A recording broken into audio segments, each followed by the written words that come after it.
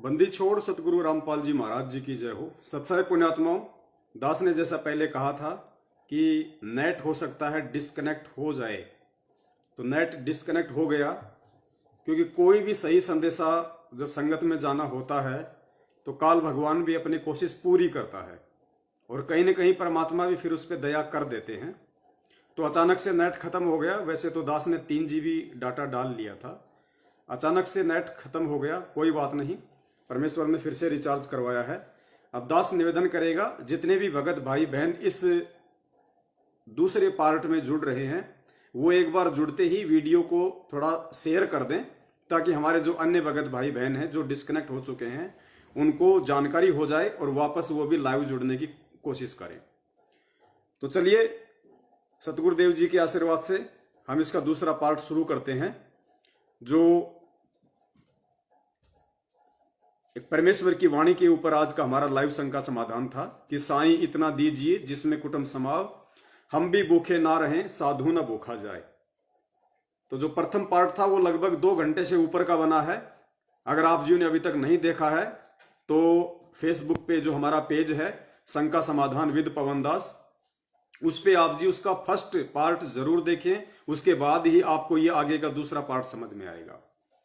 तो दूसरे पार्ट में हम परमेश्वर के सत्संग के ऊपर बात कर रहे थे कि परमात्मा ने साईं इतना दीजिए जिसमें कुटुंब समाव, हम भी भूखे ना रहे साधु ना भूखा जाए, इस वाणी को चरितार्थ करने के लिए, अपने भगत को इस वाणी के ऊपर चलाने के लिए, अपनी आत्मा में सतगुरु के प्रति भक्ति के प्रति दृढ़ विश्वास पैदा करने के लिए परमेश्वर ने इस सत्संग के माध्यम से हमें किस प्रकार से समझाया है कि उस महाविनाश के दौर में, उस युग परिवर्तन के दौर में, उस महामारी और भूखमरी के दौर में यदि तुम मेरे सत्संगों को आधार बना के चलोगे, मेरी वाणियों पे अमल करोगे, तो परमात्मा तुम्हें कभी भी भूखमरी से या महामारी से नहीं मरने देगा और हर संभव वो परमात्मा तुम्हारी मदद के लिए तैयार रहेगा।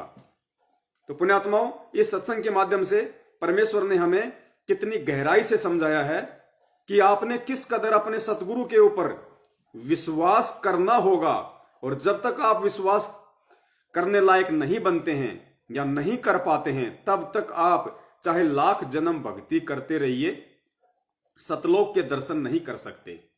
तो विपरीत परिस्थितियों में परमात्मा ने किस कदर अपने ऊपर विश्वास करना हमें सिखाया है इस सत्संग के माध्यम से।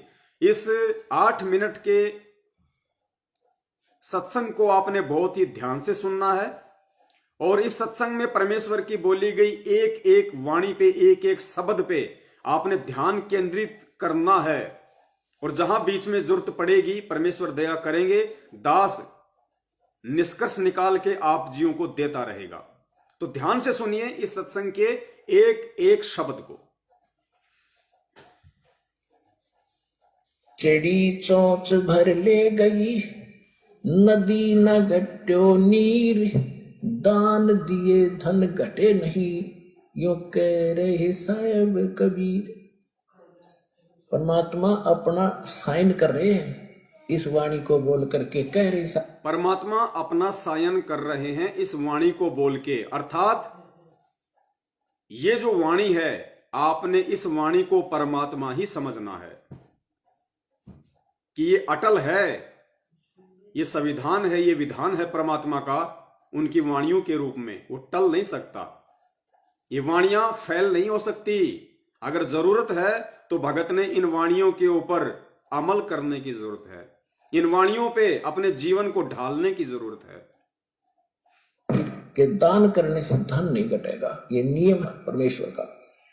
और दान सुपात्र को करे, सुपात्र। गुरु बिन माला फेरते, गुरु बिन देते दान, गुरु बिन दोनों निष्फल हैं, चाहे पूछो वेद पुराण। देते को हर देत है, जहां तहां से आण, अण देवा मांगत फिरो, फिर साहिब सुने ना कान। अब परमात्मा ने भूमिका करके दिखाई हमारे को कि साईं इतना दीजियो जिसमें कुटुंब समावे, एक धान। आज हमें इस बिचली पीढ़ी में उस परमपिता परमेश्वर कबीर साहिब जी ने अपनी वाणियों के ऊपर चलाने के लिए, अमल करवाने के लिए 650 साल पहले जब वो कबीर रूप में आए थे, सारी सृष्टि के सारे ब्रह्मांडों के संचालक, राजाओं के राजा, शहंशाहों के शहंशाह, जो पल भर में कुछ भी करने में समर्थ है, जिसने 21 ब्रह्मांड इस काल को भीख में दे रखे हैं, 7 संख ब्रह्मांड जिसने अक्षर पुरुष को भीख में दे रखे हैं, वो परमात्मा कबीर साहब 650 साल पहले क्या नहीं कर सकता था यहां 120 साल के अपने लीला में जीवन में। लेकिन उन्होंने क्या किया वो गुरुदेव बता रहे हैं कि परमात्मा तुम्हें अपने नक्शे कदम पे चलता हुआ देखना चाहता है। जब तक तुम परमात्मा की भक्ति में और परमात्मा के पद चिन्हों पे नहीं चलोगे, उस परमेश्वर की भक्ति कर रहे हो और परमेश्वर के ज्ञान को आधार बना के नहीं चलोगे, जिंदगी में सतलोक नहीं जा सकते। तो परमेश्वर ने खुद 650 साल पहले आके रामानंद जी को अपना मुंह बोला गुरु बना के, एक भगत बन के और भगत की भूमिका करके दिखाई कि भले तुम कितने ही सक्षम हो, भले तुम कितने ही प्रॉपर्टी वाले हो, भले तुम कितने ही बड़े हो, चाहे तुम राजा हो, चाहे तुम सेठ हो, लेकिन अगर तुम्हें ये कबीर परमेश्वर की भक्ति करनी है मोक्ष वाली, तो तुमने इस तरह से अपना जीवन यापन करना पड़ेगा। मेरी इस वाणी पे कि साईं इतना दीजिए जिसमें कुटुंब समाव, हम भी भूखे ना रहें साधु ना भूखा जाए। चाहे तेरे पास में पैसा कमाने के लाख ऑप्शन हो, लेकिन तुझे परमेश्वर की इस वाणी को आधार बना के इस आध्यात्मिक जीवन में चलना होगा, तभी तू सफल होगा। तो देखिए गुरुदेव अपने ही दूसरे रूप कबीर रूप में जब वो 650 साल पहले आए और हर तरीके से समर्थ होते हुए, क्योंकि उनके अलावा तो दूसरा कोई समर्थ है ही नहीं सृष्टि में, समर्थ होते हुए भी वो परमेश्वर किस प्रकार 120 साल तक एक लीला में जीवन जी के आप और हमें दिखाता है। हम पिछली पीढ़ी वालों के लिए एक सत्संग बना के चले गए परमात्मा 650 साल पहले कि किस तरह से तुम मेरी भक्ति पर लगोगे तब तुम्हारा उद्धार होगा। कितनी गरीबी में कैसा काम करके, और उस गरीबी में जितना पैसा उस परमात्मा के पास में आता था अपनी मेहनत मजदूरी का, उसमें से वो परमात्मा केवल उतना ही रखता था जितना कि परिवार का पेट भर जाए। और उसके बाद यदि 2 रुपए भी बच गए तो गुरुदेव कह रहे हैं कि परमात्मा उसका भंडारा कर दिया करते थे, उसको दान धर्म में लगा दिया करते थे। तो पुण्यात्माओं, आज हम बैंक में लाखों करोड़ों जमा करके जिंदगी में सतलोक नहीं जा सकते। जिंदगी में तो जो पहले पार्ट में जो परमात्मा ने आप जी को संदेशा दिलवाया, उस आधार से हमने हर संभव परमेश्वर के बच्चों की हर मुसीबत में मदद करनी है, परमेश्वर का आदेश समझ के। सुनिए ध्यान से किस प्रकार परमात्मा ने भगत की भूमिका में अपने आप को चरितार्थ करके दिखाया है आज आप और हमारे लिए। एक जुलाहा सुबह से लेकर शाम तक एक बारीक बारीक तार इकट्ठे करके धागे और कपड़ा बुनता है। एक दिन में मुश्किल से भी 5 फुट 10 फुट बना पाता है, 5 फुट 4 फुट, और बहुत लंबा सैकड़ों फुट का तार वो थान बनाना पड़ता है। ताना बनाते थे, वो हफ्ते में पूरा होता। उसकी जो मेन ताना मालिक को मिलता, उसमें से अपने परिवार के लिए जो आवश्यक सामग्री थी, खाद्य पदार्थ लाते और शेष बच जाते उसको सत्संग और भंडारा में लगाया करते थे। इस प्रकार परमात्मा हमें उदाहरण देते हैं कि इस लोक में आप भगवान की भक्ति अवश्य करो, पूर्ण संत से प्राप्त करके फिर परमात्मा एक्शन में आएगा। और वैसे अभी फिर परमात्मा एक्शन में आएगा। एक्शन में यानी अपनी भूमिका में आएगा, अपने रोल में आएगा। कब? जब हम परमेश्वर के ज्ञान को आधार बना के, और जो भूमिका उस परमात्मा ने करके दिखाई वैसी भूमिका एक भगत के रोल में जब हम करेंगे, तब वो परमात्मा एक्शन में आवेगा। तब वो उस मुसीबत के समय हमारी मदद करने के लिए एक्शन में आवेगा। मूल्य अपनाओगे तब सफल नहीं हो पाओगे, क्योंकि फिर आपके साथ काल रहेगा ये मन, और केवल वर्क डन मिलेगा आपको। यहाँ वर्क से भी अलग मिलेगा आपको, किस्मत से भी न्यारा देगा परमात्मा, क्योंकि हम परमात्मा से कुछ और मांग ही नहीं रहे, इतना ही मांगते कि हमारी भक्ति बनी रहे और हमें कोई आवश्यक वस्तु का अभाव ना हो, बस इतना सा। अब जैसे ये सोचते हैं अपने बच्चों के लिए ये बना दूं वो बना दूं। एक लाला जी था, जो ये सोचते हैं भगत होके कि अपने बच्चों के लिए ये बना दूं, अपने बच्चों के लिए वो बना दूं, बच्चों को डॉक्टर बना दूं, बच्चों को कलेक्टर बना दूं, ऐसे भगतों के विषय में जो सतगुरु के भगत होके और ज्ञान को आधार ना बना के खाली देखा देखी में लगे हुए हैं, जो माया जोड़ने में लगे हुए हैं, आगे की प्लानिंग में लगे हुए हैं, उन भक्तों के लिए संदेश दे रहे हैं परमात्मा। एक सेठ की कहानी सुनाते हुए, ध्यान से सुनना एक एक पॉइंट को। ये कहानी परमात्मा ने मनोरंजन के लिए नहीं सुनाई, ये कहानी परमेश्वर ने इसलिए सुनाई ताकि इस कहानी के अनुरूप तुम भी अपने आप को ढाल लो, इस कहानी के अनुसार अपने आप को सेट कर लो आने वाले समय के लिए या सतलोक चलने के लिए, अन्यथा दाव नहीं लगेगा। सेठ धनी, उसने अपने मुनीमों से एक दिन अपनी टोटल संपत्ति का, सारी संपत्ति का टोटल करवाया कि कितनी संपत्ति होगी। उन्होंने बताया जी इतनी होगी, मेरी कितनी पीढ़ी इससे निर्वाह कर सकती है। उन्होंने बताया कि जी आपकी 5 पीढ़ी तो बैठा खा सकती है, इतनी संपत्ति आपके पास धन है। अरे भले आदमियों, फिर छठी क्या खाएगी? वो छठी क्या खाएगी? और कुछ विधि बताओ। तो उन्होंने कहा जी साधु संत बताते हैं, उनके सत्संग सुनने चाहिए। तो सत्संग में बताया गया कि भाई दान करे, जो धन चाहे तो दान करे, और दान से धन घना मिलता है। और दान में जैसे साधु संत भक्तों को जो दान कराया जा वो ज्यादा लाभ देता है। जैसे यहाँ तो सारे साधु संत आते हैं, भगत असली भगत तो यहाँ आते। फिर भी जो भी जैसा मालिक के नाम पर कहीं के जंगलों में झोपड़ियों में बैठे थे साधु भगत, तो पिछले संस्कारी होते, पिछले पुण्य उनको प्रेरित करते हैं, तो वो कहीं ना कहीं बैठ कर राम राम करते ही रहते हैं। लेकिन भविष्य का चार्जर उनके पास है नहीं, पिछले पुण्यों उनके पास है, जिस कारण से प्रेरित होकर के इतना बड़ा फैसला लिया, जंगल में बैठे या कहीं भी कोई साधना कर रहे हैं। तो उनके पिछले पुण्य ही वहां फल रहे होते हैं। एक आधे को आशीर्वाद दे दे, उन्हें लाभ हो जाए, उसको रोटी मिल जाए, ऐसा चल रहा था इनका काम। तो एक साधु था और पति पत्नी थे दोनों। अब ध्यान से सुनना, ये संदेश वहां हमारे रहते लिए थे, है। उनको मालूम था यहाँ भगत हैं। तो उस लाला जी ने क्या किया, सेठ ने सभी मुंशियों को कहा कि नौकरों को साथ लो और आसपास जितने भी साधु संत हैं सबको आटा दे आओ, किसी को जो मांगे खांड दावल चाल सब ले जाओ और दे के आओ। अब देते हुए आ रहे थे, उस भगत के यहाँ आए। उन्होंने कहा कि ले भगत जी, हमारे लाला जी ने आपके लिए एक सीधा भेजा है, यानी आटा चावल खांड नमक आदि। ये कथा बहुत ध्यान से सुननी है, हालांकि आपने कई बार सुनी होगी, लेकिन फिर भी आपने गौर से सुननी है। इस कथा में उस भगत और उसकी पत्नी के माध्यम से परमात्मा भगत समाज को क्या संदेश देना चाह रहे हैं। हर कथा का एक सार होता है, हर कथा का एक निष्कर्ष होता है। ये रागनीय नहीं है, ये तत्वदर्शी संत के सत्संग हैं।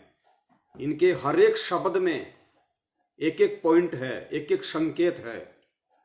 इस कहानी के माध्यम से परमात्मा पूरे भगत समाज को, अपने सभी भक्तों को क्या संदेश देना चाह रहे हैं कि वो जो भगत था जिसके पास में उस लाला के मुनीम सामान लेके गए थे, दाल चावल आटा चीनी, और वो भगत था, वो भक्ति कर रहा था, परमात्मा का भगत था।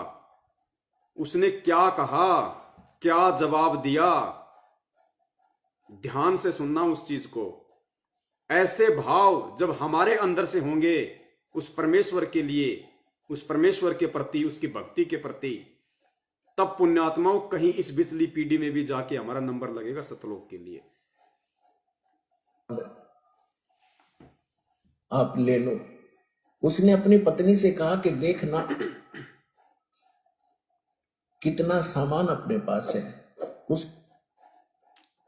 उस भगत ने जब लाला जी के मुनिमु ने कहा कि भाई हमारे सेठ जी ने दाल चावल आटा चीनी भेजी है, सबको दे रहे हैं, तुम भी ले लो, तो उसने भिखारियों की तरह हाथ आगे नहीं कर दिए कि लाओ जी लाओ लाओ लाओ लाओ, हो बहुत अच्छे, दया परमात्मा की, मेरी तो मालिक ने सुन ली, भगवान ने सुन ली, लाओ जी लाओ लाओ लाओ, दे जाओ 15-20 दिन का, ये नहीं कहा उसने।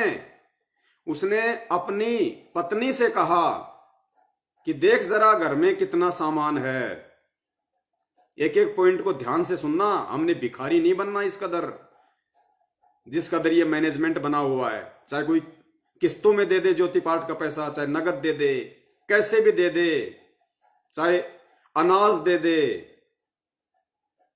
और आप लोगों को भी वही शिक्षा दे रहा है आने वाले समय में वैसा ही आचरण करने की।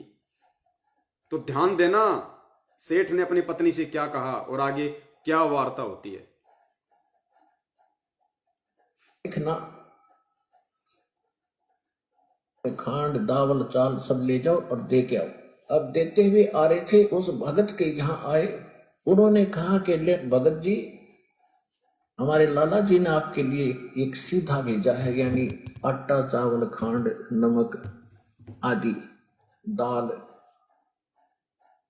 आप ले लो। उसने अपनी पत्नी से कहा कि देखना कितना सामान अपने पास है। उसने कहा जी शाम का है, दिन में गए थे, शाम का हमारे पास है। शाम का है, कहा जी। उन्होंने कह दिया भी हम नहीं लेते, हमारे पास शाम का सामान है। तो उस कहने लगे भगत फिर कल भी खा लियो। बोला कल की कल देखी जाएगी, अब नहीं देखी जाएगी। बोले कमाल की बात है। उन्होंने नहीं लिया तो वापस लेकर आ गए। वो सेठ ने पूछा तुम देकर क्यों नहीं आए? वो एक और वहां भी था, उसने गिन रखे थे सारे, गिनवा। उस भगत ने कहा अपनी पत्नी से कि देख घर में कितना राशन है। उसने कहा जी शाम का तो है, आज शाम तक हम खाना खा सकते हैं। तो मुनिमों ने कहा, जब उसने कहा कि साहब आज शाम का है, तो भगत ने मना कर दिया उन सेठों को। बोला नहीं जी हमें नहीं चाहिए। देखो कितना विश्वास होना चाहिए, कितनी दृढ़ता होनी चाहिए। हालांकि वो नकली भक्ति करता था, वो पूर्ण परमेश्वर का भगत नहीं था, वो तत्व ज्ञान से परिचित नहीं था, लेकिन वो किसी जन्म का संस्कारी व्यक्ति था, परमेश्वर की शरण में रहा था। वो गुण, वो भक्ति गुण उसके अंदर थे। इसलिए उसने कहा कि भाई हमारे पास शाम का आटा है, शाम का खाना हम खा सकते हैं।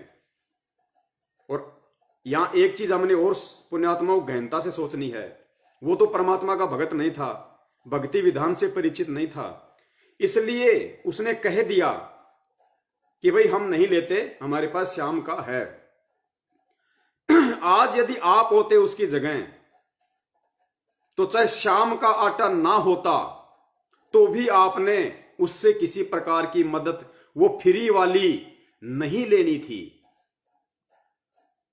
हमने उससे वो फ्री वाली मदद भी नहीं लेनी थी जो आज गवर्नमेंट हमारे को मदद करती है ना।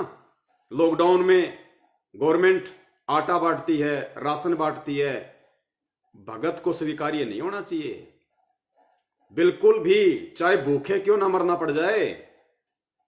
सरकार की दी हुई भीख, किसी मंत्री की दी हुई भीख, किसी समाज सेवी संस्था के द्वारा बांटा गया राशन संत रामपाल जी महाराज जी के भगत को अंतिम श्वास तक स्वीकार्य नहीं होना चाहिए, चाहे भूख से प्राण ही क्यों ना निकल जाएं।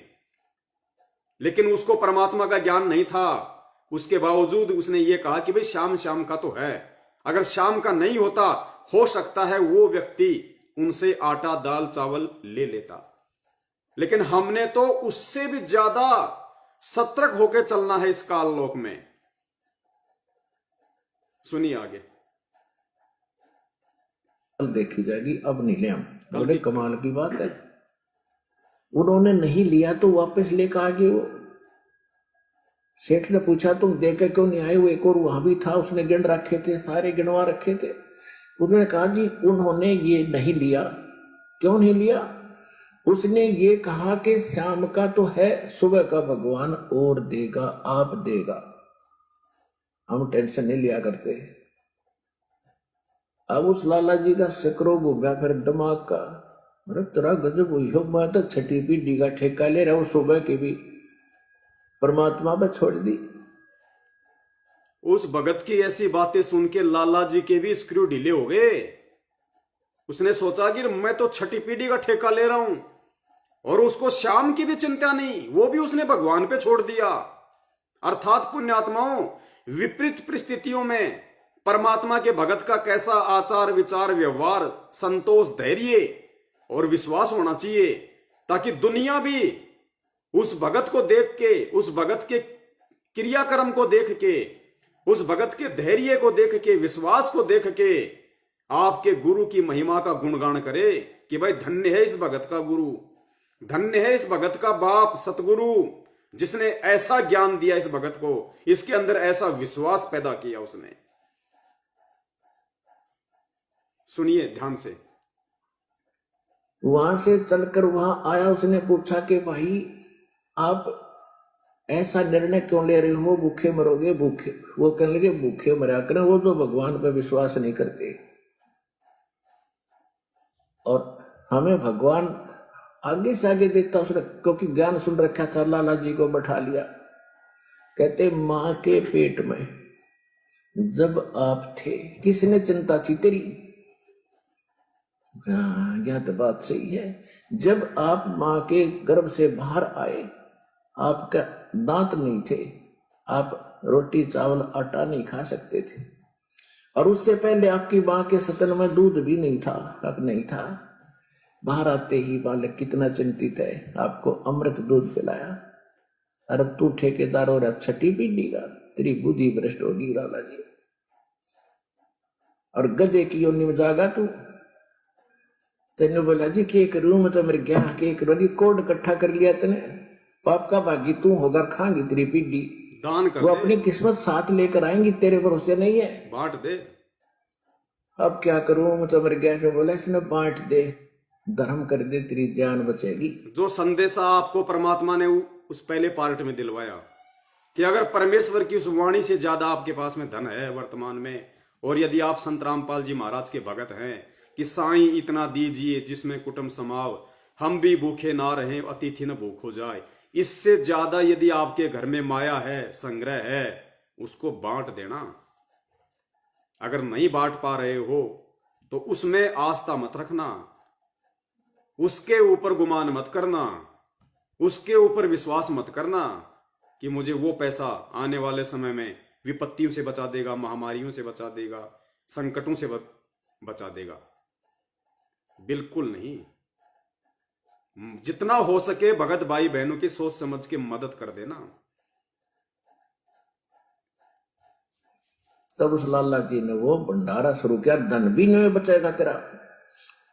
तो कहने का भाव यह है पुण्यात्मा, हम अब देखना परमात्मा अपने स्तर पे गुरुदेव इस कहानी का क्या सारांश बता रहे हैं कि जब तक हम इस तरीके से अपने जीवन को नहीं ढालेंगे अध्यात्म में, जब तक हम इस तरीके से परमात्मा के प्रति पूर्णतया समर्पित नहीं होंगे, और जब तक हम इस लाइन को पार नहीं कर जाएंगे, तब तक परमात्मा ऐसी परिस्थितियां एक भगत के सामने बार बार पैदा करेगा।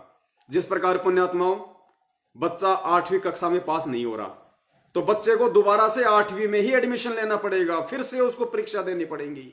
फिर फेल हो गया तो 9वीं में नहीं जाएगा, फिर से उसको 8वीं में, फिर उसको 8वीं की परीक्षा देनी पड़ेगी। जब तक वो 8वीं की परीक्षा को पार नहीं कर लेगा, आगे की क्लास में नहीं जा सकता। ठीक यही स्थिति अध्यात्म में समझ लेना। जब तक आप परमेश्वर की एक एक वाणी के ऊपर सोने की तरह खरे नहीं उतर जाओगे, तब तक आप सतलोक के अधिकारी नहीं बन सकते। अब परमेश्वर क्या निष्कर्ष बता रहे, ध्यान से सुनना। हम तो बहुत लंबा चौड़ा हिसाब लाए बैठे, हर एक पल का भरोसा नहीं। देखो, अंत में आपने इस स्थिति में आना पड़ेगा। अंत में आपने इस स्थिति में आना पड़ेगा। कौन सी में? साईं इतना दीजिए जिसमें कुटुंब समाव, हम भी भूखे ना रहे अतिथि न भूखा जाए। आज इसी वाणी के ऊपर हमारी साध संगति चल रही है।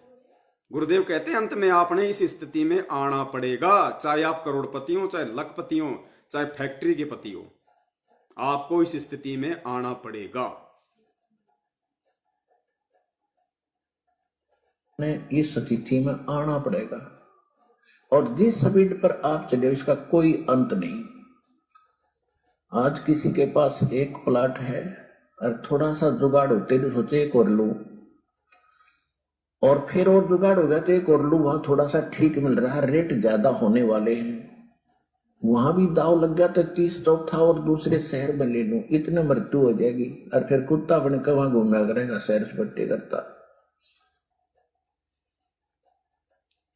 ये 8 मिनट का सत्संग आपने सुना पूज्य गुरुदेव जी का, कितना गहरा निचोड़ परमात्मा ने निकाल के रख दिया। ये परमात्मा का सत्संग है। लाखों की संगत को सामने बैठा के परमात्मा ने बरवाला आश्रम में सत्संग किया था। किसके लिए? हम भक्तों के लिए। इस कथा के माध्यम से क्या समझाना चाहा परमात्मा ने? कि आपने अपने गुरुदेव के पद चिन्हों पे चलना पड़ेगा। आप जिसको अपना परमात्मा मानते हो, आपने उनके पद चिन्हों पे चलना पड़ेगा। एग्जाम्पल परमात्मा ने दे दिए 650 साल पहले आके, एक भगत का भूमिका करके, किस प्रकार सारी सृष्टि का रचनहार होके एक गरीब जुलाई की भूमिका करी। एक झोपड़ी में रहा परमात्मा, झोपड़ी में, हैंड टू माउथ, बड़ी मुश्किल से परिवार का गुजारा कर पाता था परमात्मा। और उसमें भी अगर कुछ बच जाता था, परमात्मा घर पे नहीं रखते थे उस पैसे को। पुण्यात्मा, ये पॉइंट हैं, एक एक पॉइंट को अपने जीवन में उतारना पड़ेगा। परमात्मा एक भी पैसे को अपने घर में नहीं रखते थे। गुरुजी कहा कि जितनी घर में जरूरत थी राशन की, अपना राशन खरीदा, उसके बाद अगर 1 रुपया बच गए, अगर 2 आने बच गए उस समय की कमाई के अनुसार, तो परमात्मा उस 2 आने को घर में नहीं रखते थे, उस जहर को अपने घर में नहीं आने देते थे। वो जहर था, जहर, माया, काल, परमात्मा उसका भंडारा कर देते थे, उसको बांट देते थे। और फिर जब आने वाले समय में उस भगत के ऊपर आपत्ति आई, उस कबीर परमेश्वर के ऊपर जो भगत के रोल में था, जब उसके ऊपर आपत्ति आई, लोगों ने उसको नीचा दिखाना चाहा, लोगों ने उसको बेइज्जत करना चाहा, और शेख तकी ने 18 लाख साधु संतों को झूठी चिट्ठियां लिख लिख के काशी में भंडारे के नाम पे इकट्ठा कर दिया। उस परमात्मा के भरोसे, उस परमात्मा के नाम की चिट्ठी डाल के, उस भगत के नाम की चिट्ठी डाल के, जिसका नाम कबीर था, जिसके घर में खाने को टाइम पे दाने नहीं हुआ करते थे, उसके नाम से 18 लाख लोगों को काशी में इकट्ठा कर दिया, उसको बेइज्जत करने के लिए। लेकिन भगत के रोल में उस कबीर परमेश्वर ने कहा कि मैं सच्चे खुदा की इबादत करता हूं, मेरा परमात्मा सच्चा है, मैं उसका नेक भगत हूं, सच्चा भगत हूं, और मैं उसकी प्रत्येक वाणी पे चलता हूं, उसकी प्रत्येक आज्ञा का पालन करता हूं, भगत के रोल में। और फिर परमात्मा ने एग्जाम्पल देके दिखाया कि बच्चों देखो, उस समय फिर 18 लाख लोगों को उस कबीर परमेश्वर ने कुछ भी कारण बनाया, और 3 दिन और 3 रात तक मनमोहक भोजन खिलाया, साथ में सोने की मोहर और दोहर भी दी, कम्बल और सोने की मोहर। ये एग्जाम्पल, ये सत्संग बनाया परमात्मा ने 650 साल पहले आके, कि जिस प्रकार एक भगत का जीवन मैंने जी के दिखाया है। अगर कबीर की भक्ति करनी है तो, अगर सतलोक वाली भक्ति करनी है तो, चाहे तू लाख कमा रहा है, और अगर तू भगत है तो घर में माया को उतना ही प्रवेश होने दे जितनी जरूरी है। अनावश्यक प्रवेश करेगा वो जहर है, जहर। तू भी मरेगा, बच्चों को भी मारेगा। बाकी अगर सतगुरु है तो सतगुरु को दान कर दे, सतगुरु को चाहे ज्योति करवा, चाहे पाठ करवा, सतगुरु के हाथों में दे या सतगुरु के आदेश से दे। खुला पाठ करवा लाख रुपए का, कोई दिक्कत नहीं। लेकिन सुपात्र को, सच्चे सतगुरु को, भंडारे में पैसा लगा, सतगुरु के आदेश से लगा, कोई दिक्कत नहीं। फालतू का पैसा तेरे घर में जमा नहीं होने दे। जितनी आवश्यकता है केवल उतना, चाहे तू 5 लाख रुपए महीने का कमा रहा है, चाहे सिर्फ तेरे घर में उतना ही प्रवेश होना चाहिए, तेरी जेब में उतना ही होना चाहिए। रिक्वायरमेंट ऑफ द फैमिली, इससे ज्यादा नहीं। और ऐसे भगत पे यदि फिर कोई कर्म की मार पड़ेगी तो परमात्मा दोनों हाथों से धन लुटाएगा, दोनों हाथों से धन लुटाएगा। इसलिए परमात्मा ने सत्संग सुनाया। लाला जी ने कहा, सेठ जी ले लो, भूखे मरोगे।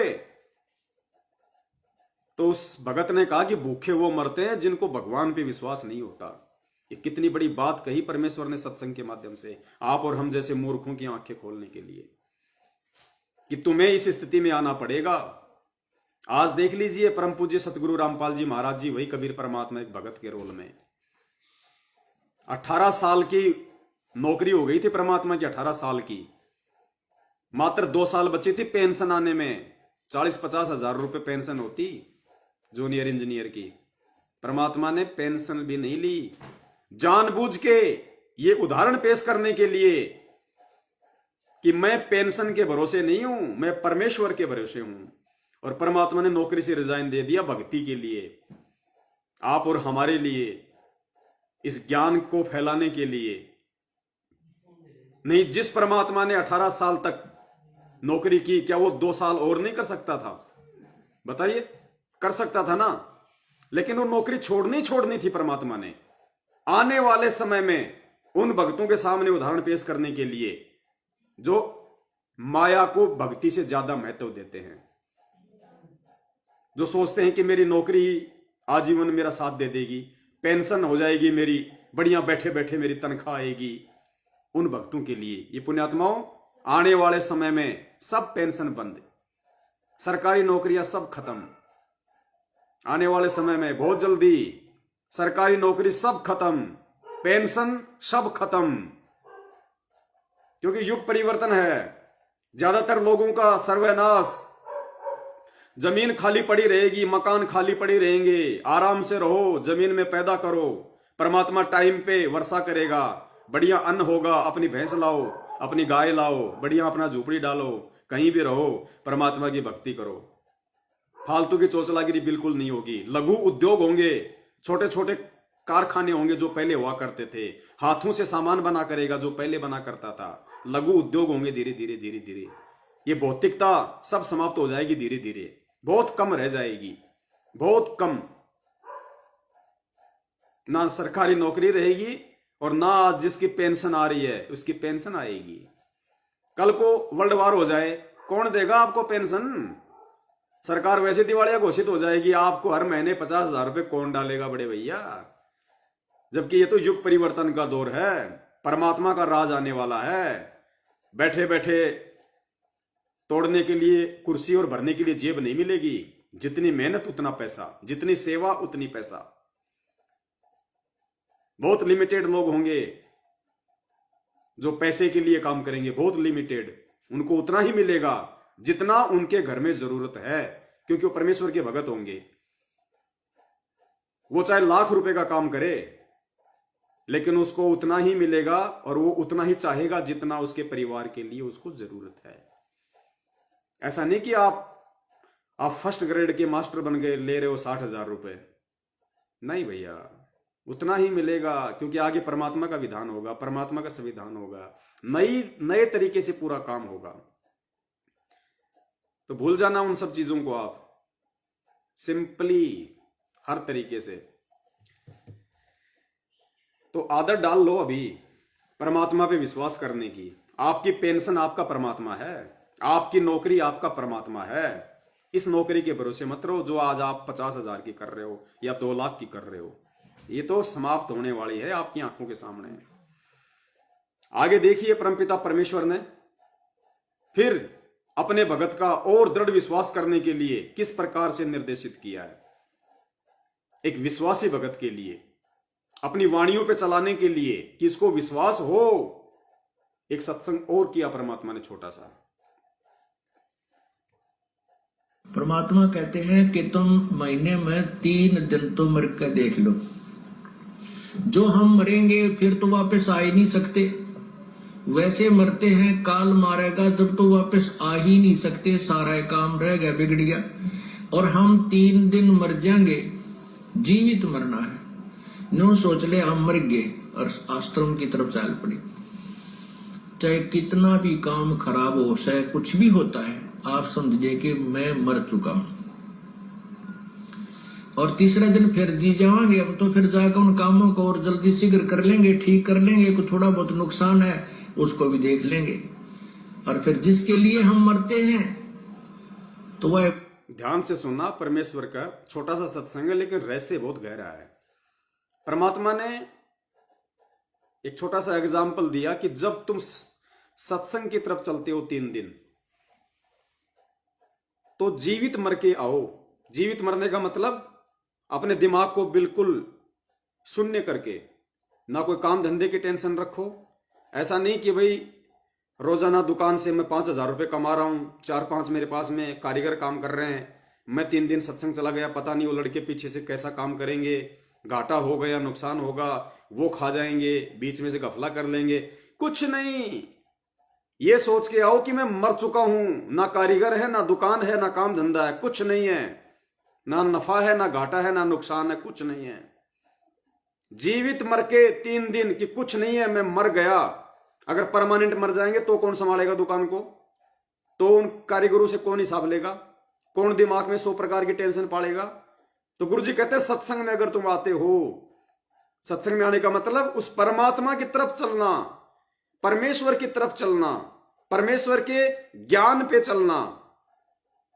जीवित मरो, कोई टेंशन नहीं होनी चाहिए तुम्हें किसी भी प्रकार की। और फिर गुरुदेव ने बताया कि अगर तुम परमात्मा के प्रति इतने समर्पित हो जाओगे, तो फिर परमात्मा ने एक लाला जी की छोटी सी कहानी सुनाई। 2 लाला जी थे, आपस में उनका झगड़ा हो गया। तो एक ने कहा कि मैं तेरे बाट की मारूंगा। बाट होता है जैसे 1 किलो का, 2 किलो का, 3 किलो का, जो लोहे के आते हैं, जो बट्टे। तो ये पहले की बात है, पहले तराजू ऐसे होते थे। आजकल तो जैसे लाइट वाले आ गए, पहले ऐसे होते थे वो तराजू। तो उसमें मतलब बाट हुआ करते थे 100 ग्राम का, 50 ग्राम का, 1 किलो का, 2 किलो का, 5 किलो का। तो 2 लाला जी का आपस में झगड़ा हो गया। दो सेठों का, जिनकी दुकान होती थी राशन की, 2 का झगड़ा हो गया। तो एक ने कहा कि मैं तेरे बाट की मारूंगा, सिर में उठा के, और उस लोहे के बट्टे की तेरे सिर में मारूंगा। तो दूसरे ने कहा कि मैं कौन सा ठाली बैठूंगा। उसने कहा कि मैं कौन सा चुपचाप बैठूंगा, मैं भी उठा के मारूंगा। तो परमात्मा यहां कहना चाह रहे हैं, अगर तुम परमात्मा के लिए जीवित मरोगे तो परमात्मा कौन सा ठाली बैठेगा। तुम्हारे पीछे से सारे काम संवारने के लिए तुम्हारे से पहले तुम्हारे घर पे पहुंच जाएगा परमात्मा। सुनना परमेश्वर का सत्संग। आश्रम की तरफ चाल पड़ी। चाहे कितना भी काम खराब हो, चाहे कुछ भी होता है, आप समझिए कि मैं मर चुका हूं। और तीसरे दिन फिर जी जाएंगे, अब तो फिर जाकर उन कामों को और जल्दी शीघ्र कर लेंगे, ठीक कर लेंगे। कुछ थोड़ा बहुत नुकसान है उसको भी देख लेंगे। और फिर जिसके लिए हम मरते हैं तो वह बादशाह हो के फिर ठाली बैठेगा। 2 लाला जी लड़े थे, एक बोला तेरा बाट मारूंगा, वो बोला मैं के ठाली बैठूंगा। तो भाई ऐसे भगवान के ठाली बैठेगा। अगर तुम उसके नाम से कुछ करके देखोगे, ऐसे ही भगवान क्या ठाली बैठेगा। भगवान कौन सा चुपचाप बैठ जाएगा। अगर उसके नाम से तुम कुछ करके देखोगे, उसके नाम से यदि तुम उसके सत्संगों पे खरा उतरने की कोशिश करोगे, उसके नाम से यदि तुम उनकी वाणियों पे खरा उतरने का कोशिश करोगे, उसके नाम से यदि तुम उनके प्रत्येक आदेश की तन मन धन और विश्वास के साथ पालना करके देखोगे, तो परमात्मा कौन सा चुपचाप बैठेगा। वो बच्चा नहीं है, वो अंतर्यामी है, सब कुछ देख रहा है, सब कुछ जान रहा है। लेकिन वो ये चाहता कि तू कम से कम 1-2 कदम तो आगे बढ़ा। पुण्यात्माओं, हमने अंत में इस स्थिति में आना पड़ेगा। और ये विश्वास चाहे आज कर लो, चाहे अगले जन्म में कर लेना, चाहे फिर किसी युग में कर लेना, अगर मौका लग जाए तो लाओगे तो वो भी निश्चल नहीं रहेगा। आपको वो करके दिखाएगा जो आप सोच भी नहीं सकते। वो करके दिखाएगा परमात्मा। अब तो हम एक लल्लो पत्तों से लगे हुए तो भी इतने काम करने लग रहे हैं हमारे, वो अगर पूरे समर्पित हो जाए। और यदि हम जिस दिन समर्पण कर देंगे, जीवित मर जाएंगे, पता नहीं क्या करते हैं। फिर देखना। ये समर्थ के वचन हैं, ये कबीर परमात्मा के वचन हैं जो आप सुन रहे हो उनके मुख कमल से। ये उस भगवान के वचन हैं। जिस दिन हमने इनके वचनों पे अमल कर लिया, जिस दिन हमने विश्वास कर लिया इनके बोले हुए एक एक शब्द पे, पुण्यात्माओं, ये परमात्मा वो कर देगा जो हम सोच भी नहीं सकते। जिसने सेऊ सम्मन के साथ किया, जिसने मीरा के साथ किया, जिसने द्रौपदी के साथ किया, जिसने भगत प्रहलाद के साथ किया, जिसने सदना कसाई के साथ किया, जिसने सिकंदर लोदी के साथ किया, जिसने रामानंद जी के साथ में किया, ये वो वही परमात्मा है, ये कोई दूसरा नहीं है। रूप भिन्न है, वही परमात्मा है ये। कमी आप और हमारी रहेगी, अगर रहेगी तो इसकी तरफ से नहीं रहेगी। इसकी तो वाणी है, जय तू चाले एक कदम मैं चालू कदम 60। तू अगर एक कदम मेरे वाणी पे चलेगा, मेरे सत्संग पे चलेगा, मेरे सत्संग को आधार बना के मेरे मार्ग पे चलेगा एक कदम, तो परमात्मा कहते हैं मैं तेरे लिए 60 कदम चलूंगा। 60 कदम, इस समर्थ का वचन है, फैल नहीं हो सकता, चलेगा। जय तू चाले एक कदम मैं चालू कदम 60, जय तू हो जा काठ का मैं हो जाऊं लोहे की लाट। और हम भगत कहते हैं संत रामपाल जी महाराज जी का। भगत जी शादी में चला गया था, नाम टूट गया। क्यों भाई, क्या करूं भगत जी, परिवार वाले दबाव देने लग गए। ये लो जी, कि भक्ति कर रहे हो, ड्रामा कर रहे हो भाई, हैं? भगत जी, हनुमान जी का प्रसाद था, घर वालों ने जबरदस्ती खिला दिया। अरे कैसे खिला दिया? तूने खाया है, जबरदस्ती खिलाया नहीं, तूने खाया है। कब भक्त बनेंगे फिर, कब भक्ति करेंगे? शरीर छूटने के बाद फिर कुत्ते बनेंगे, फिर खाना उन देवी देवताओं का चढ़ावा, उनके मंदिरों पे जा जाके खूब खाना, और नीचे उतरते समय गुरुजी कहते हैं फिर पेशाब की धार भी मारना उनके ऊपर। कब भाई, कौन से जन्म में करेंगे फिर? इससे बढ़कर समय दोबारा नहीं आएगा, ये अंतिम दाव है। कल्प युग फिर मौका नहीं मिलेगा, कल्प युग। भगत जी, मेरी पत्नी नाराज हो गई, बोले या तो बाबा रामपाल जी की भक्ति कर ले या मेरे को घर में रख ले। भगत जी, मैं क्या करूं? अरे करना था तेरे को नालायक, ये मौका था, ये तेरी परीक्षा थी। परमात्मा ये देख रहा था, इस गधे को इतना ज्ञान सुनने के बाद भी इसको पत्नी ज्यादा जरूरी है या इसको परमात्मा ज्यादा जरूरी है? वो मौका था, नुक्ता था, नुक्ता।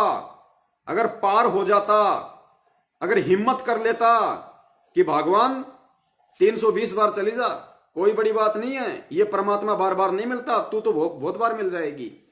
आज स्त्री योनि में है, कल को तू मेरे को कुतिया की योनि में मिल जाएगी।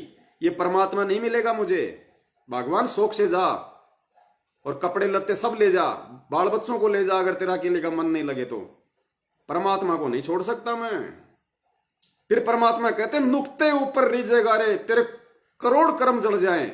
ऐसी पुण्य आत्मा और ऐसा यदि कोई संघर्ष करता है इस भक्ति मार्ग में, इतना दृढ़ हो जाता है, परमात्मा कहते हैं तेरे करोड़ों जन्मों के पाप कर्म परमात्मा चुटकियों में भस्म कर देगा, चुटकियों में। ये वो भक्ति है पुण्यात्माओं। लेकिन हम भी तो आगे बढ़े हैं, हम परमात्मा को खींच रहे, हम आगे जा नहीं रहे। ये वो भक्ति है। एक छोटा सा सत्संग और सुनिए परमपिता परमेश्वर जी का, इसी विश्वास को लेके।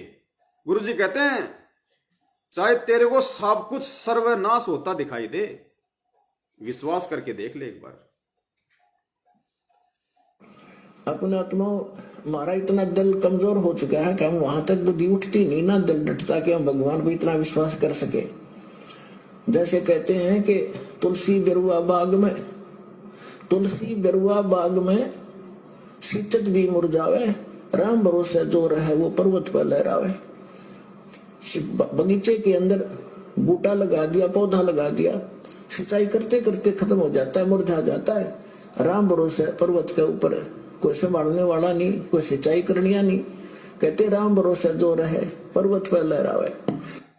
गुरु जी ने एक वाणी का हवाला दिया कि तुलसी बिरुआ बाग में सिंचत भी मुरझावे, राम भरोसे जो चले वो पर्वत पे लहरावे। गुरु जी कहते हैं बागवान छोटे छोटे पौधे लगाता है, पानी डालता है, खाद डालता है, आवारा पशुओं से उसकी रक्षा करने के लिए चारों तरफ पता नहीं क्या क्या 100 प्रकार के यत्न करता है, बाढ़ लगाता है, फिर भी वो पौधे मुरझा जाते हैं।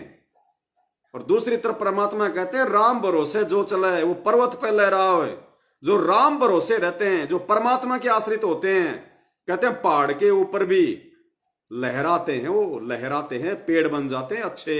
अब पहाड़ पे बताओ किसने पानी दिया, किसने खाद दिया, लेकिन वो राम भरोसे थे, इसलिए लहरा रहे हैं। तो ये जो सत्सेवक हैं जो परमेश्वर के, ये राम भरोसे चल रहे हैं, ये सतगुरु भरोसे चल रहे हैं, ये किसी मैनेजमेंट को भरोसे नहीं चलते, ये अपने रिश्तेदारों के भरोसे नहीं चलते, ये यार दोस्तों के भरोसे नहीं चलते, ये काम धंधे के भरोसे नहीं चलते, ये राम के भरोसे चलते हैं, ये सरकार के फ्री राशन के भरोसे नहीं चलते। ये सत्सेवक परमेश्वर के, ये परमेश्वर के भरोसे चलते हैं। राम भरोसे जो चले वो पर्वत पर लहराओ। आगे सुनना फिर परमात्मा का। हमारा इतनी बुद्धि उठती नहीं, लेकिन इसको उठाने का ये प्रोसीजर है। एक दिन ऐसी दृढ़ता होगी आपके अंदर कि सर्वनाश होता दिखा आपने। गुरुजी कहते हैं ये प्रोसीजर है, अपनानी पड़ेगी, और एक दिन आपके अंदर ऑटोमेटिक ऐसी दृढ़ता आ जाएगी, ऐसी दृढ़ता आ जाएगी, चाहे आपको सर्वनाश होता दिखे आप पीछे नहीं हटोगे। सर्वनाश होता दिखे मतलब वो युग परिवर्तन का समय, घोर संकट का समय, चाहे कुछ भी हो जाए आप पीछे नहीं हटोगे। और जब आप पीछे नहीं हटोगे तो परमात्मा के तो पीछे रहने का सवाल ही पैदा नहीं होता। शीतत भी मुरझावे, राम भरोसे जो रहे वो पर्वत पर लहरावे। बगीचे के अंदर बूटा लगा दिया, पौधा लगा दिया, सिंचाई करते करते खत्म हो जाता है, मुरझा जाता है। राम भरोसे पर्वत के ऊपर है, कोई संभालने वाला नहीं, कोई सिंचाई करनिया नहीं। कहते राम भरोसे जो रहे पर्वत पर लहरावे। तो हमारा इतनी बुद्धि उठती नहीं, लेकिन इसको उठाने का ये प्रोसीजर है। एक दिन ऐसी दृढ़ता होगी आपके अंदर कि सर्वनाश होता दिखा आपने। आप दृढ़ रहना भगवान के ऊपर, फिर देखना दृढ़ रहना, ऐसा बादल टल जाएगा, दुख का कोई सोच भी नहीं सकते। ऐसा बादल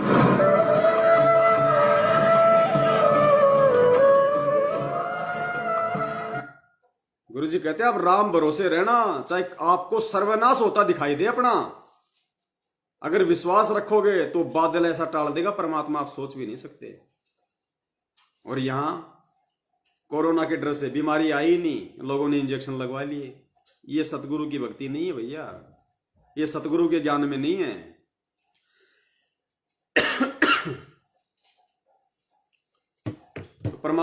तो पुण्यात्माओं, अब क्या है कि दास की ड्यूटी सुबह 7 से शाम के 7 बजे तक है, तो 11 बजने को हैं। 4-5 घंटे की नींद भी जरूरी है।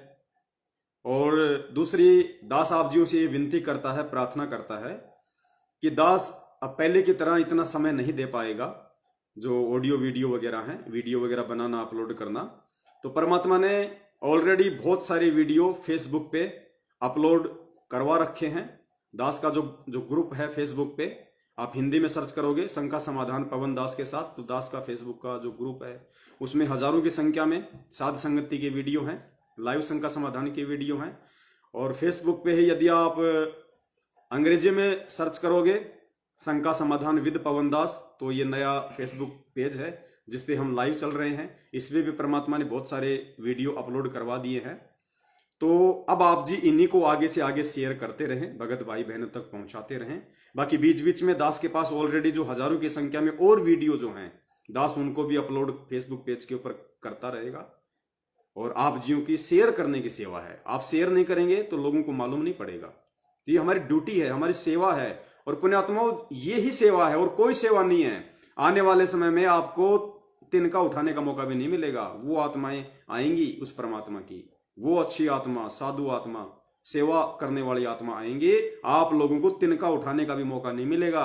ये सेवा आज है, ये साध संगति वाली, हमारे भटके हुए भगत भाई बहनों को सही मार्ग पे लाने की, समझा के ये वीडियो भेज भेज के, ताकि उनकी बुद्धि खुले। आप देखते हो आए दिन दास के पास फोन आते हैं, आप लोगों के पास भी फोन आते हैं, रो रो के कहते हैं कि भगत जी आपके वीडियो नहीं मिलते तो हम तो नरक में जा रहे थे, हम गुरु जी के ज्ञान को बिल्कुल भी नहीं समझ पा रहे थे। बहुत सारे लोग जो बरवाला कांड के बाद में भक्ति छोड़ चुके थे, आज वो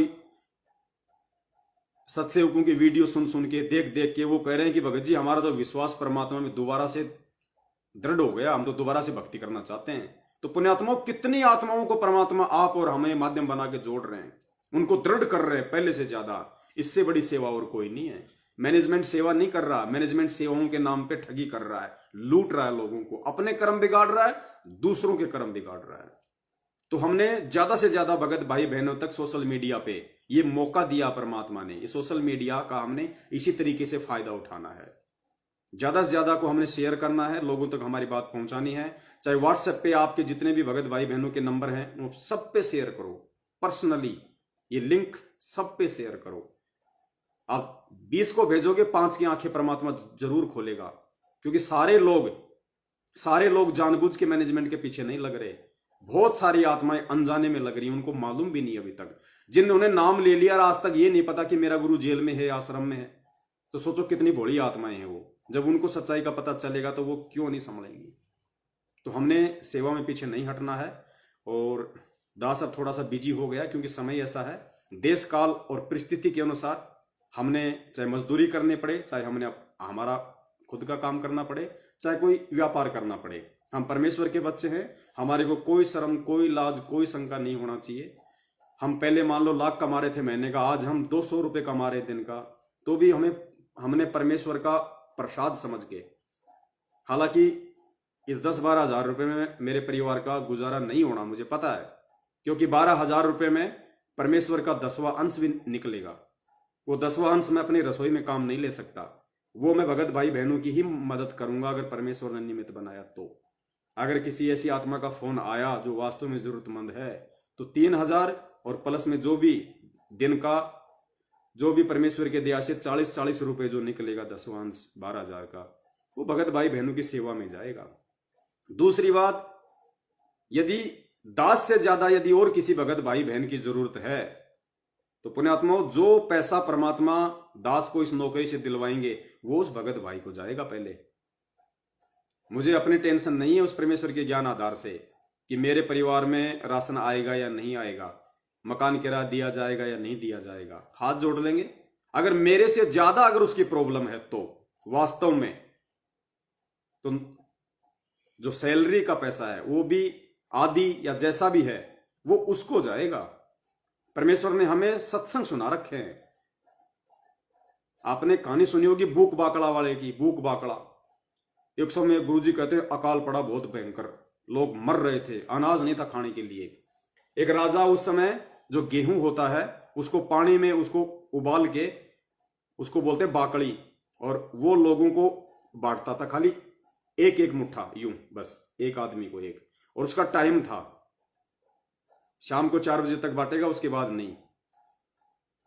तो एक आदमी इतना भूखा, इतना भयंकर भूखा कि आज अगर उसको वो बाकड़ी नहीं मिले तो वो मर जाएगा। बड़ी मुश्किल से वो वहां तक पहुंचा, बस वो ही था लास्ट, और बाकड़ी भी खत्म थी और आदमी भी वही था लास्ट, उसको दे दिया। उसने शुक्र मनाया परमात्मा का और वो लेके चल दिया। सोचा थोड़ा आगे चल के खाऊंगा, कहीं कोई पानी वानी का जुगाड़ होगा।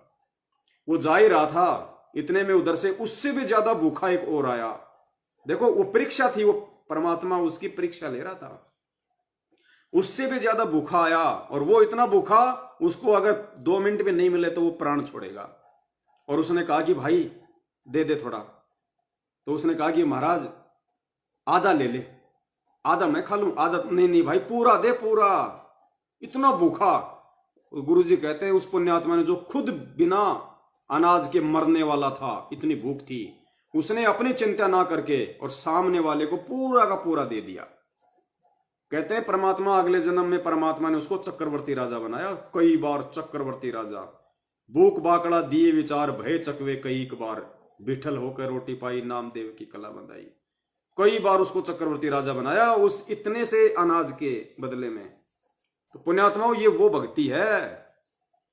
आज हमने अपनी नहीं, आज हमने परमेश्वर की प्रत्येक आत्मा के विषय में सोचना पड़ेगा। हमने मैनेजमेंट की तरह स्वार्थी नहीं होना, ठग नहीं होना। हमने लोगों को ठगना नहीं है। कबीरा आप ठगाइए और ना ठगिए कोई, आप ठगाए सुख होत है, दूसरों को ठगने से दुख होए। तो ये तो काल एजेंट है, इनकी तो लोक लाज, इनकी मर्यादा, इनकी दया धर्म सब कुछ नष्ट भ्रष्ट है। इनको तो अपनी जेब भरने से मतलब है। आप किसी भी कोऑर्डिनेटर को जाके देख लीजिए, 90% के पास में अथाह संपत्ति है। चाहे कुरुक्षेत्र का, चाहे वो बसंत सैनी हो, चाहे हरियाणा का स्टेट कोऑर्डिनेटर, अमन गोदारा हो, चाहे राजस्थान का प्रकाश हो, चाहे हिमाचल का ये ओम प्रकाश हो, और विष्णु साहू का तो कहना क्या, बैतूल वाले का, वो तो कई करोड़ों का जो आश्रम है वहां पे, उसको अपने बाप दादे की प्रॉपर्टी समझ चुका है। स्विमिंग पूल बना लिए, बढ़िया ऐश कर रहा है। उसको तो जिस दिन परमात्मा को सौंपने का समय आएगा ना, उसके तो अक्के बक्के हो जाएंगे, छोड़ नहीं पाएगा वो प्रॉपर्टी को। पुण्यात्मा, इस कदर काल ने उसको जकड़ लिया है। वो अपनी समझ बैठा है, वो भक्तों का दान है आश्रम, लेकिन वो अपनी समझ बैठा है अज्ञानता में। छोड़ने में उसके पसीने आएंगे। और वैसे भी उसके पास अब स्कॉर्पियो है, बढ़िया बढ़िया गाड़ी है, बढ़िया बढ़िया मकान बना लिए। कहां से? खुद कौन सा काम कर रहा था वो? पहले एक बैंक में नौकरी करता था, वहां उसने 420 करी, बैंक से उसको निकाल दिया। फिर वो जय गुरुदेव पंथ में गया, विष्णु साहू एमपी का स्टेट कोऑर्डिनेटर। जय गुरुदेव पंथ में उसने 3-4 लाख रुपए का उसने घपला किया, वहां से उसको धक्के मार के निकाले। फिर ये संत रामपाल जी महाराज जी के मार्ग में आया, और उसके बाप ने उसको पहले कह दिया था कि विष्णु बेटा, ये सच्चा मार्ग है, यहाँ घपला मत करना। और सबसे बड़ा घपला उसने यहाँ कर दिया। तो पुण्यात्माओं, ये काल का बहुत बड़ा जाल है। वो कैसे फांस लेगा और कब फांस लेगा पता भी नहीं चलेगा, यदि हम सतगुरु से दूर हैं तो, साध संगति से दूर हैं तो कोशिश करो परमपिता परमेश्वर की वाणियों पे चलने की।